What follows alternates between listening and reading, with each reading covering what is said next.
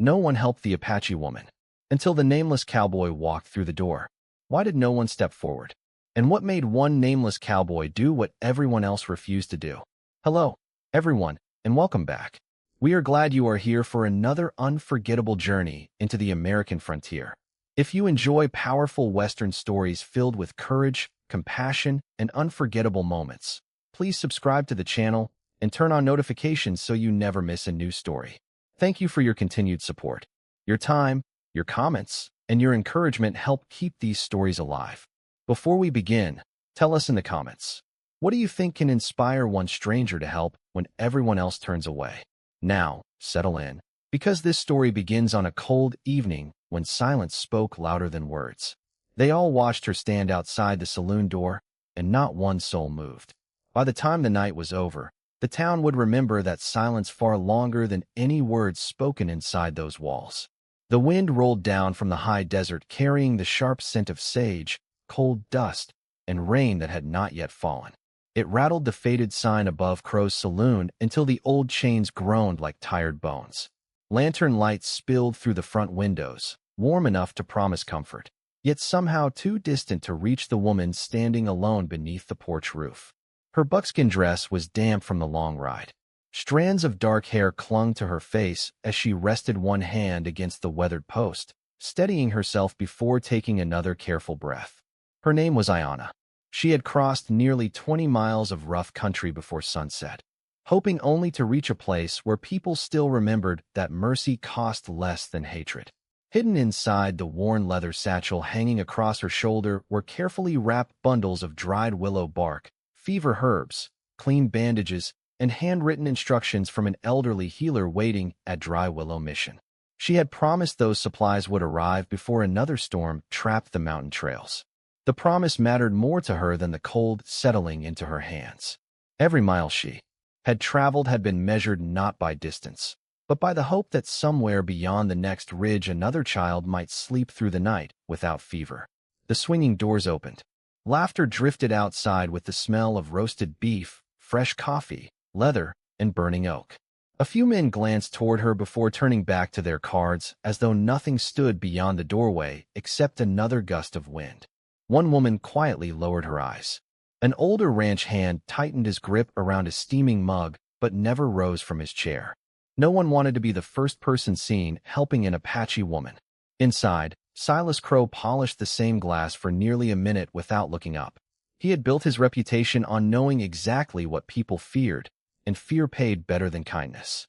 Sheriff Walter Briggs sat near the far wall with his hat resting on the table beside a half-finished cup of coffee.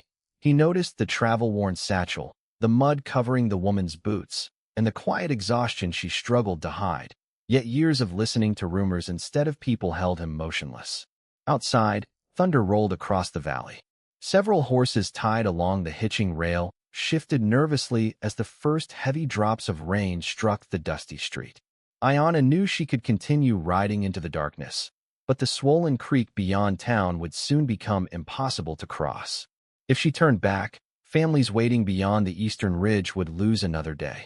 If she stayed, she would have to trust strangers who had already judged her before hearing a single word. She chose to step forward anyway. When Ayanna crossed the threshold, every conversation faded one voice at a time until only the crackling fireplace remained. She removed her soaked gloves slowly, careful not to appear threatening, then spoke in calm English that carried the exhaustion of someone who had spent the entire day holding herself together. "Please," she said softly, "I only need a little bread, and a place to warm my hands." The silence answered first. Then came the whispers. They were quiet enough to avoid responsibility, yet loud enough to wound. Someone muttered that trouble always rode with strangers. Another insisted the town had suffered enough already. Sheriff Walter Briggs heard every word. He saw the weariness in the woman's eyes. He noticed the dried mud on her boots and the trembling in her fingers from the cold. Still, he looked down at the table instead of toward the door. Sometimes cowardice did not wear a cruel face. Sometimes it simply looked away. Silas finally raised his head. His smile never reached his eyes. "We do not have anything for your kind tonight," he said evenly. "Best keep riding before the weather gets worse." Ayanna lowered her gaze for only a heartbeat. She nodded once, turned toward the door, and reached for the handle with quiet dignity. At that exact moment, the door opened from the outside before her hand touched it. A tall cowboy stepped through the drifting dust, removed his weathered hat without a word, and looked around the silent room as though searching for a seat that everyone else had forgotten was empty. The stranger closed the door behind him, and with that single quiet motion the cold wind remained outside, while every uneasy glance stayed inside. Dust clung to the shoulders of his faded trail coat. His boots carried the pale sand of a road few people chose after dark. He looked like hundreds of other cowboys who drifted across the frontier, except for one small difference. He did not hesitate. His eyes settled on Ayanna for only a moment before he walked toward the empty table nearest the fireplace. The floor creaked beneath each step, slow and unhurried, as if the silence surrounding him belonged to someone else. He placed his hat on the table, pulled out a chair, then turned toward her with the calm voice of a man asking nothing more complicated than the time of day. "You have been standing long enough," he said. "Please sit." Ayanna studied him carefully. She had learned long ago that kindness offered too quickly often carried a hidden cost. Yet there was nothing waiting behind his words except simple honesty. She lowered herself into the chair with measured caution, while the warmth from the fire slowly reached her chilled hands. Around the room, several customers exchanged uncertain looks. They had expected an argument. They had expected someone eager to impress the crowd. Instead, they watched an ordinary man behave as though compassion required no audience. Silas Crow rested both hands on the polished counter.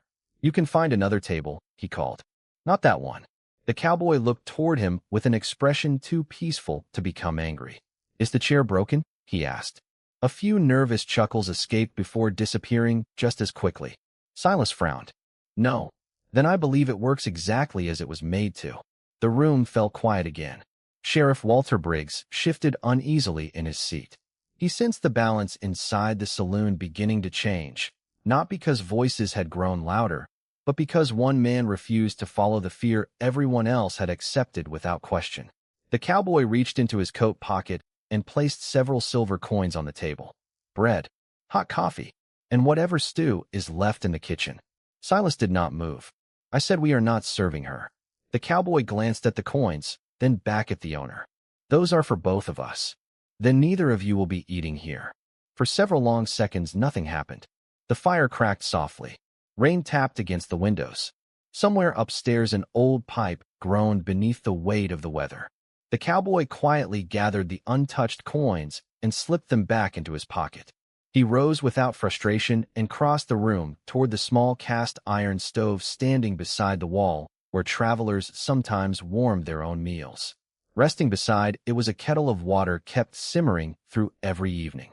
Without asking permission, he filled 2 tin cups and carried one back to Ayanna. Steam curled between them like a fragile promise. She wrapped both hands around the warm metal, closing her eyes for the briefest moment before whispering, "Thank you." He answered with a faint smile. Sometimes warmth arrives before food does. Across the room, an elderly widow who had been quietly sewing beside the window reached into her basket, removed half a fresh loaf wrapped in clean cloth, and stared at it for several uncertain seconds. Every eye in the saloon followed her. Trembling hands, waiting to see whether fear would keep winning or whether someone else would finally remember what it meant to be human. The old widow finally stood. Her chair scraped softly across the wooden floor, the sound so small that it somehow carried farther than every whisper that had filled the room moments before. She walked with careful steps toward Ayanna, clutching the cloth-wrapped loaf against her chest as though it had become heavier with every foot she traveled. Before she could reach the table, Silas Crow cleared his throat. "Martha," he said quietly, "think carefully." She stopped. Her fingers tightened around the warm bread. The room waited. She looked first at Silas, then at Sheriff Walter Briggs, hoping one of them might spare her from making the choice herself. Neither man spoke. The cowboy remained seated, saying nothing. He simply watched the old woman with the same patient expression he had carried since walking through the door. Martha slowly lowered the loaf onto Ayanna's table. "Nobody should go hungry on a cold night," she whispered. Ayanna looked up with quiet surprise, placing one hand over her heart before answering, "Thank you. I will remember your kindness." Martha offered the smallest smile before returning to her chair, But something had already shifted inside the saloon. Fear no longer filled every corner. It now had to compete with conscience. Silas folded his arms. Anyone else who wishes to feed strangers can leave with them. His words settled over the room like fresh dust after a long trail ride. Several men looked away. One ranch hand quietly reached for his bowl without lifting his eyes. A young couple exchanged uncertain glances. Nobody wanted trouble. Yet nobody could pretend they had not seen an exhausted woman politely asking for nothing more than warmth and bread. The cowboy tore the loaf into equal pieces and slid the larger half toward Ayanna. She hesitated. "You should keep more for yourself," she said. He shook his head. The trail teaches a simple lesson. If one traveler eats while another goes hungry, neither one rests well. For the first time that evening, the corner of Ayanna's mouth lifted into a faint smile. It vanished almost immediately, but not before several people noticed. She did not resemble the dangerous stories they had repeated for years. She looked tired. She looked grateful. She looked human. Rain finally began falling outside, tapping steadily against the windows while the scent of wet earth drifted beneath the front door. Somewhere along the street a horse stamped its hooves against the muddy ground, eager for shelter. The cowboy sipped from his tin cup before speaking again. "You have traveled far." Ayanna nodded once. Far enough to discover that some roads are colder than winter. He understood what she meant without asking another question. Certain journeys were measured in miles. Others were measured by the number of doors that never opened. Sheriff Briggs quietly rubbed the edge of his badge beneath the table. The image before him refused to match the stories he had accepted for years. He had expected defiance. Instead, he saw dignity. He had expected anger. Instead, he saw restraint. Before he could gather his thoughts, the front door opened once more. A soaked stagecoach driver hurried inside, carrying his hat beneath one arm. Water dripped from his coat onto the floor as he caught his breath. His eyes scanned the room until they landed on Ayanna. Surprise crossed his weathered face. "There you are," he exclaimed. "I have been looking everywhere for the woman who pulled 2 children out of Bitter Creek yesterday before the current swept them downstream." Every heartbeat inside the saloon seemed to pause at once, and for the first time that evening, nobody cared about the rain outside. The stagecoach driver removed his soaked coat, still breathing hard from the storm, and looked around in disbelief at the faces staring back at him. "You truly do not know who she is?" he asked. No one answered. The only sound came from rain striking the windows and the steady crackle of burning oak inside the stone fireplace. The driver turned toward Ayanna with quiet respect. Yesterday afternoon, the bridge at Bitter Creek collapsed after the water rose nearly 4 feet above its banks. 2 children were trapped on a wagon while everyone else stood, frozen on the shore. Before anybody could even think, she crossed the current. Several people exchanged uneasy glances. They knew Bitter Creek. Even experienced riders avoided it after heavy rain. Their mother was screaming. The driver continued. The horses broke loose. The wagon rolled into the water. Every second mattered. This woman did not ask whose children they were. She simply went. He paused, studying the faces around him. Those children are alive because of her. The room seemed smaller than before. A ranch hand quietly removed his hat. A young mother lowered her eyes toward the floor. Sheriff Walter Briggs felt his chest tighten as memories returned. Earlier that morning, 2 frightened children had indeed been brought into town wrapped in blankets, but nobody had mentioned who had rescued them. The cowboy remained silent, breaking another piece of bread and placing it beside Ayanna's untouched cup. He appeared almost unsurprised, as though he had never needed proof to decide whether another human being deserved kindness. Silas Crow forced a dry laugh that convinced no one.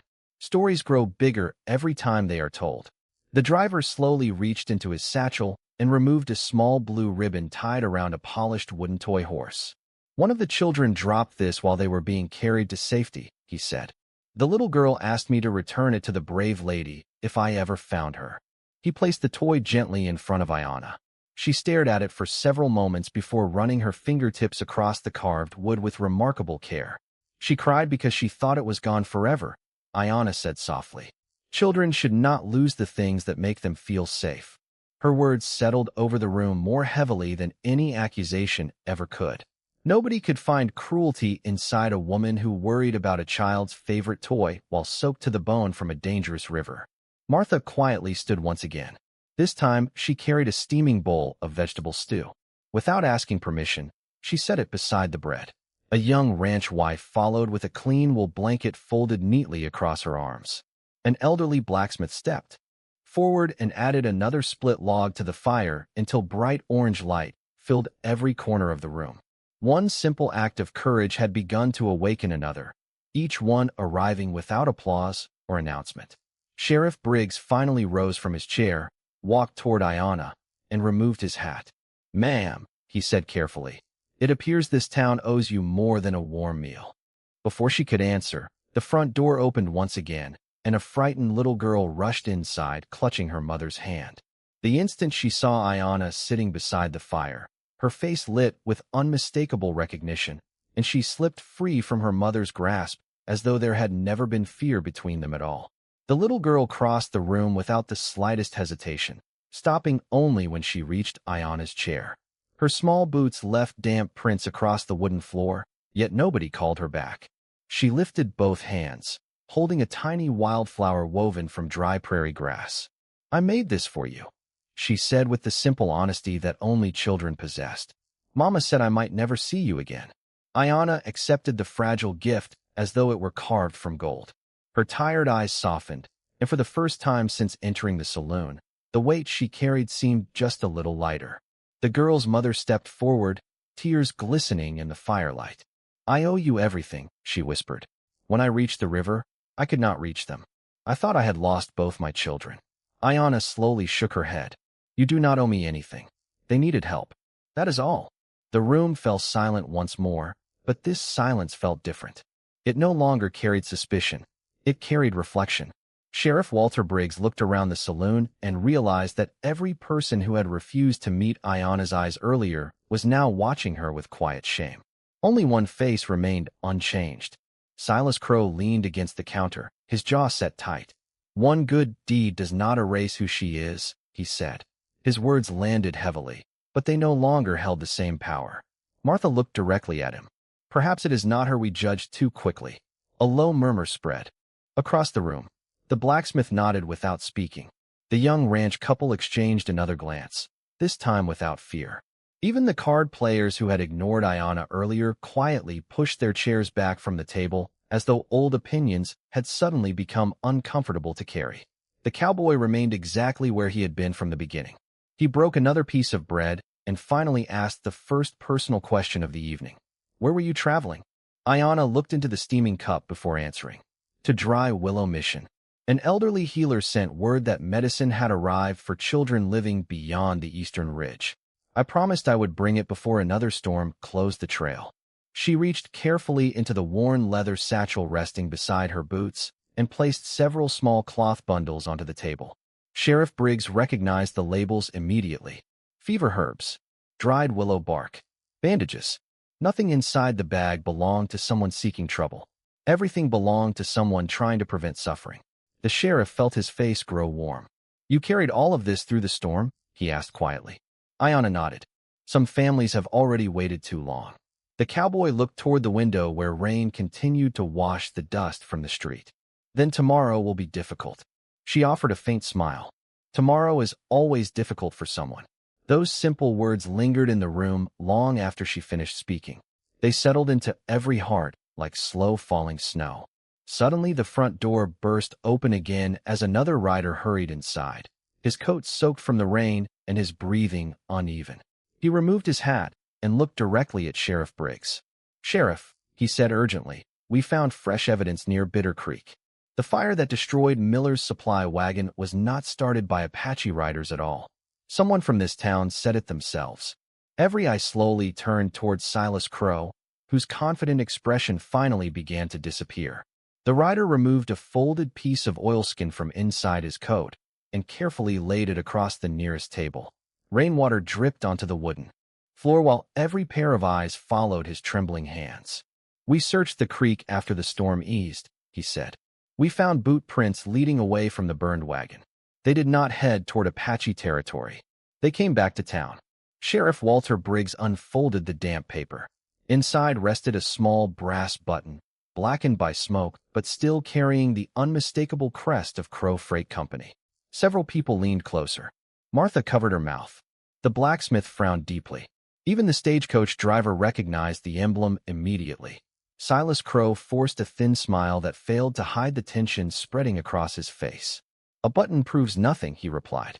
"My freight wagons travel every road in this county." The rider nodded slowly. "That is true, but there is more." He reached into another pocket and produced a leather ledger wrapped in cloth to protect it from the rain. "We found this hidden beneath the driver's seat." Miller kept records of every shipment. Sheriff Briggs carefully opened the worn pages. Several entries had been crossed out, but one recent delivery remained perfectly clear. Medicine, blankets, and winter supplies intended for Dry Willow Mission. Paid in full. Scheduled to arrive yesterday morning. The sheriff looked toward Ayanna. "Those are the supplies you were carrying medicine to meet." She quietly nodded. "The mission has families waiting. Some have children with fever. Every day matters." Briggs lowered his eyes back to the ledger. Another note had been written beside the shipment in hurried handwriting. "If delivery fails, Crow Trading receives exclusive supply contract for the valley." The room became perfectly still. It was no longer a question of prejudice. It had become a question of profit. Silas stepped away from the counter. Anyone could have written that. The stagecoach driver slowly shook his head. Miller trusted only one merchant to witness his contracts. He turned toward the elderly blacksmith. "Isaac, you repaired Miller's wagon 3 days ago. Did you see who signed the agreement?" Isaac removed his spectacles, cleaned them with a handkerchief, and answered without hesitation. "I did." He looked directly at Silas. "Your signature was on every page." A heavy silence settled over the saloon. Outside, the rain began to soften until only a gentle rhythm remained against the roof. Inside, years of suspicion seemed to dissolve with every passing heartbeat. Sheriff Briggs closed the ledger carefully instead of slamming it shut. His voice carried regret rather than anger. "We blamed the wrong people before asking the right questions." No one argued. Several townsfolk slowly turned toward Ayanna, unable to meet her eyes for more than a second before looking down again. The little girl stepped closer and slipped her tiny hand into Ayanna's. "I told Mama you were brave," she whispered. Ayanna smiled gently. "Bravery belongs to anyone who chooses kindness when fear feels easier." The cowboy had remained almost invisible through the entire exchange, saying little, asking for nothing, allowing the truth to find its own voice. Sheriff Briggs finally faced him. "Mister, I never caught your name." The cowboy rested his hat against his knee and answered with quiet simplicity. "Names are less important than choices." Before anyone could respond, the distant sound of many horses drifted through the damp evening air, steady, organized, and growing closer with every passing second. The sound grew louder until every conversation inside the saloon disappeared beneath the steady rhythm of approaching horses. Nobody reached for a weapon. Nobody rushed to the windows. They simply listened. Sheriff Walter Briggs stepped onto the front porch first, followed by the stagecoach driver, the blacksmith, Martha, and finally the rest of the town. The rain had nearly stopped, leaving the street glistening beneath rows of lanterns whose reflections shimmered in shallow puddles. Out beyond the hitching posts, nearly 100 riders emerged from the gray evening, moving in calm formation across the open prairie. Their horses advanced at a measured walk instead of a charge. Their blankets were neatly rolled behind their saddles. Their hands rested peacefully at their sides. At their front rode an elderly Apache leader with silver woven into his long hair and quiet wisdom written across his weathered face. The line of riders halted several yards from the saloon. No one spoke. The only sound came from horses breathing into the cool night air. Then the elder slowly dismounted. Every movement carried patience earned through many difficult seasons. He walked forward alone until he stood before Ayanna. Without hesitation, he bowed his head. The riders behind him followed together, lowering their heads in complete silence. Gasps spread through the townspeople. They had expected anger. They had expected demands. Instead, they witnessed respect. The elder raised his eyes toward Ayanna. "Our people searched every trail for you after the storm," he said in calm English. "When we learned where you had gone, we came only to make certain you were safe." Ayanna smiled gently. "I was never alone." As she spoke those words, her eyes drifted toward the nameless cowboy standing quietly beside the porch railing. The elder followed her gaze before stepping toward him. He studied the weathered stranger for several thoughtful moments. You offered protection before knowing who she was, he said. That choice honors not only her, but every family who believes that goodness still lives beyond fear. The cowboy lowered his hat respectfully. I simply offered a chair. The elder smiled. History often begins with smaller things. Sheriff Briggs removed his badge from his vest and looked down at the polished metal for a long moment before speaking. For years this town believed rumors more quickly than truth, he admitted. Tonight we learned how costly that habit can become. He turned toward the gathered townspeople. Beginning tomorrow, no traveler entering this town will be judged by stories alone. One by one, heads nodded throughout the crowd. Martha stepped forward carrying another basket of fresh bread. The young ranch wife brought jars of preserves from her pantry. The blacksmith offered new horseshoes for the travelers before winter settled across the valley. Even the card players who had laughed earlier quietly carried sacks of flour from the general store. No speeches followed. No celebration interrupted the moment. Kindness simply spread from one pair of hands to another until the cold evening no longer felt cold at all. Standing near the doorway, Silas Crow watched every gesture in complete silence, realizing that the influence he had built through years of fear had disappeared in a single night because one stranger had refused to treat another human being as less than his equal. As lantern light reflected across the damp street, the little girl slipped her hand into the cowboy's and looked up with a smile. You still have not told anyone your name, she said softly. He looked toward the endless prairie stretching beyond the town and answered with the same quiet voice that had first broken the silence inside the saloon. Sometimes the right thing should be remembered long after the person who did it is forgotten.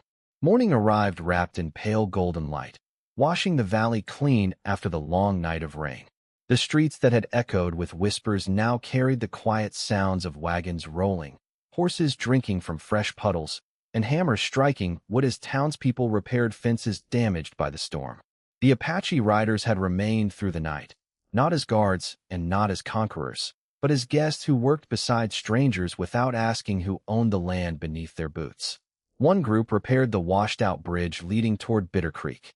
Another helped unload food from supply wagons that had finally reached town. The sight felt unfamiliar to everyone watching. People who had once crossed the street to avoid one another now shared tools without speaking about the past. Martha carried baskets of warm biscuits from house to house until nobody remembered which family had baked them first. The blacksmith spent the entire morning replacing worn horseshoes without accepting a single coin from travelers headed toward Dry Willow Mission. Sheriff Walter Briggs stood outside the courthouse removing an old notice that warned settlers about imagined dangers beyond the eastern ridge. He folded the faded paper carefully instead of tearing it apart. Some mistakes deserved to be remembered, he thought, so they would never be repeated. Ayanna prepared the medicine bundles one last time before the journey resumed. Children from the town gathered around her, asking questions about the mountains, the rivers, and the wild horses that crossed Apache country each spring. She answered every question with gentle patience, smiling whenever curiosity replaced fear. The little girl who had given her the woven flower carefully tucked another one into Ayanna's satchel. So you will remember us, she said. Ayanna touched the child's shoulder. I will remember that hearts can change faster than trails. Nearby, the Nameless Cowboy quietly tightened the saddle on his horse.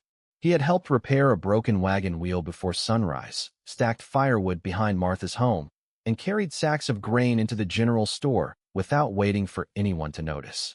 He moved through the town exactly as he had entered it, leaving small acts of kindness behind him like footprints that the wind could never quite erase. Sheriff Briggs approached him carrying a leather pouch. The town collected this for you, he said. It is not much, but every family wished to contribute. The cowboy glanced at the pouch before gently pushing it back into the sheriff's hands.